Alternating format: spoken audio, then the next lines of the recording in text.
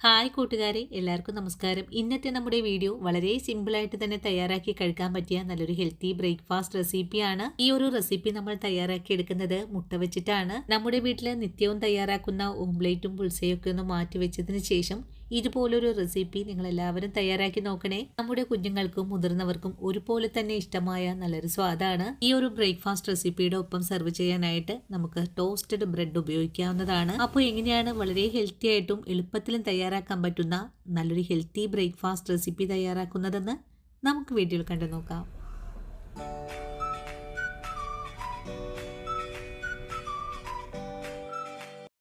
Easy breakfast recipe തയ്യാറാക്കാനും വേണ്ടിയിട്ട് ആദ്യമേ ഞാനിവിടെ ഒരു പാൻ അടുപ്പിലേക്ക് വെച്ചിട്ട് ഇതിലേക്ക് 2 ടേബിൾ സ്പൂൺ അളവിൽ ഓയിലാണ് ഒഴിച്ചു കൊടുത്തിട്ടുള്ളത്. ഓയിൽ നല്ലതുപോലെ ചൂടായി കഴിഞ്ഞാൽ നമുക്കിതിലേക്ക് ഒരു സവാള ഒന്ന് പൊടിയായി കട്ട് ചെയ്തതാണ് ചേർത്തിട്ടുള്ളത്. സവാള ചേർത്ത് ഒന്ന് സോഫ്റ്റ് ആയിട്ട് വാടി വരണം, അതുവരെയും നമുക്കൊന്ന് വഴറ്റിയെടുക്കാം.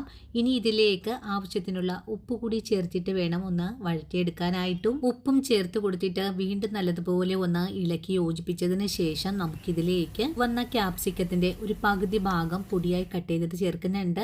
ക്യാപ്സിക്കം ചേർത്ത് ഒന്ന് വഴറ്റിയതിന് ശേഷം ഇതിലേക്ക് ഒരു പച്ച ക്യാപ്സിക്കം പൊടിയായി കട്ട് ചെയ്തതും കൂടി ചേർക്കുന്നുണ്ട്. ഇനി ഇതെല്ലാം കൂട്ടി ചേർത്ത് ഒന്നുകൂടി ഇളക്കി യോജിപ്പിച്ചു കൊടുക്കാം. സവാളയും ക്യാപ്സിക്കവും അധികം ഒന്നും മുരിച്ചെടുക്കേണ്ട ആവശ്യമൊന്നും തന്നെയില്ല. ഒന്ന് സോഫ്റ്റ് ആയിട്ട് വാടി കിട്ടിയാൽ മാത്രം മതിയാകും. ഇനി ഈ ഒരു കൂട്ടിലേക്ക് ഒരു 10 അല്ലി വെളുത്തുള്ളി പൊടിയായി കട്ട് ചെയ്തത് കൂടിയാണ് ചേർത്ത് കൊടുത്തിട്ടുള്ളത്. ഇനി ഇതെല്ലാം കൂട്ടി ചേർത്ത് ഒന്നുകൂടെ ഇളക്കി കൊടുക്കണം. ഇനി നമുക്ക് വേണ്ടത് എരിവിനായിട്ടുള്ള ഒരു 4 പച്ചമുളകാണ്. പച്ചമുളകും കൂടി ചേർത്ത് കഴിഞ്ഞാൽ വീണ്ടും നമുക്ക് ഒന്നുകൂടെ വഴറ്റിയെടുക്കാം. ഒരു 2 മിനിറ്റ് കൊണ്ട് തന്നെ നമ്മുടെ സവാളയും ക്യാപ്സിക്കവും നല്ലവണ്ണം തന്നെ ഒന്ന് സോഫ്റ്റായി വാടിയൊക്കെ കിട്ടിയിട്ടുണ്ട്.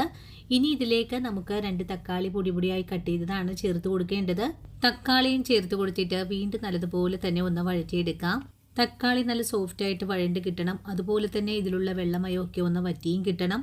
ഇതിനായിട്ട് നമുക്കൊന്ന് മൂടി വെച്ചിട്ട് വേണം വേവിച്ചെടുക്കാനായിട്ടും. 1 മിനിറ്റ് നേരം ഒന്ന് മൂടി വെച്ച് കഴിഞ്ഞാൽ നമുക്കൊന്ന് തുറന്നും കൂടി നോക്കാം. ഇപ്പോൾ നമ്മുടെ വഴറ്റുന്ന ചേരുവകളെല്ലാം തന്നെ നല്ലവണ്ണം തന്നെ വാടി വന്നിട്ടുണ്ട്.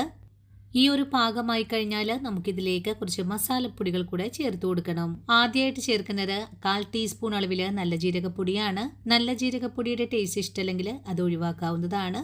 ഇനി ഇതിലേക്ക് 1 ടീസ്പൂൺ അളവിൽ മല്ലിപ്പൊടി, 1 ടീസ്പൂൺ തന്നെ കാശ്മീരി മുളക് പൊടി, 1 നുള്ളു മഞ്ഞൾപ്പൊടി കൂടെ ചേർക്കുന്നുണ്ട്. കൂടെ തന്നെ 1/4 ടീസ്പൂൺ അളവിലും കുറച്ചായിട്ട് ഗരം മസാലപ്പൊടി കൂടെ ചേർക്കാം. ഇനി ഇതിലേക്ക് ചതച്ച കുരുമുളക് കൂടി ചേർത്ത് കഴിഞ്ഞാൽ നമ്മുടെ മസാലപ്പൊടികൾ റെഡിയാണ്. ഇനി നമുക്കിതെല്ലാം കൂട്ടി ചേർത്ത് ഒന്നുകൂടെ വഴറ്റിയെടുക്കാം. അതിനുശേഷം മസാലകളെല്ലാം പാനിലേക്ക് ഒന്ന് നിരത്തിയും കൂടെ വെച്ച് കൊടുക്കണം. ഇതുപോലെ പാനിലേക്ക് മസാലകളൊന്ന് നിരത്തി വെച്ച് കഴിഞ്ഞാൽ പിന്നെ നമുക്കിതിലേക്ക് മുട്ട പൊട്ടിച്ചൊഴിക്കാം. ഇവിടെ താറാമുട്ടയാണ് എടുത്തിട്ടുള്ളത്. നിങ്ങൾക്ക് കോഴിമുട്ട വേണമെങ്കിലും എടുക്കാവുന്നതാണ്. ഞാനിവിടെ 4 മുട്ടയാണ് എടുത്തിട്ടുള്ളത്. 4 മുട്ടയും ഇപ്പോൾ ഈ ഒരു പാനിലേക്ക് ഒഴിച്ചു കൊടുത്തിട്ടുണ്ട്. അതിനുശേഷം ഇതിൻ്റെ മേലെയായിട്ട് നമുക്ക് കുറച്ച് കുരുമുളക് ചതച്ചത് കൂടെ ഇട്ട് കൊടുക്കണം. ഇനി മുട്ടയുടെ മഞ്ഞക്കരുവിലേക്ക് കുറച്ച് ഉപ്പ് കൂടി ചേർത്ത് കഴിഞ്ഞാൽ പിന്നെ നമുക്ക് മൂടി വെച്ചാണ് വേവിച്ചെടുക്കേണ്ടത്. ഈ ചെറിയ തീയിൽ വെച്ച് 2 മിനിറ്റ് നേരം മൂടി വെച്ച് വേണം വേവിച്ചെടുക്കാനായിട്ട്. 2 മിനിറ്റിന് ശേഷം മൂടിയൊന്ന് തുറന്നും കൂടി നോക്കാം. നമ്മുടെ മുട്ട ഇവിടെ വെന്തൊക്കെ വന്നിട്ടുണ്ട്.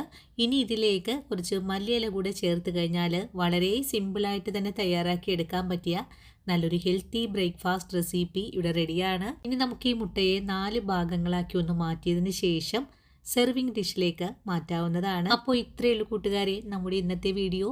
ഈ ഒരു വീഡിയോയും കണ്ടിട്ട് എൻ്റെ കൂട്ടുകാരൊന്ന് ട്രൈ ചെയ്ത് നോക്കണം. നിത്യവും തയ്യാറാക്കുന്ന ഓംലേറ്റിൽ നിന്നും വ്യത്യസ്തമായിട്ട് തന്നെ നമുക്ക് എല്ലാവർക്കും തയ്യാറാക്കിയെടുക്കാം. ഇവിടെ താറാമുട്ട വെച്ചിട്ടാണ് തയ്യാറാക്കിയിട്ടുള്ളതെങ്കിൽ നിങ്ങൾക്ക് കോഴിമുട്ട വെച്ച് വേണമെങ്കിലും ചെയ്തെടുക്കാവുന്നതാണ്. വളരെ സിമ്പിളായിട്ട് തന്നെ തയ്യാറാക്കി കഴിക്കാൻ പറ്റിയ നല്ലൊരു ഹെൽത്തി റെസിപ്പിയാണ്.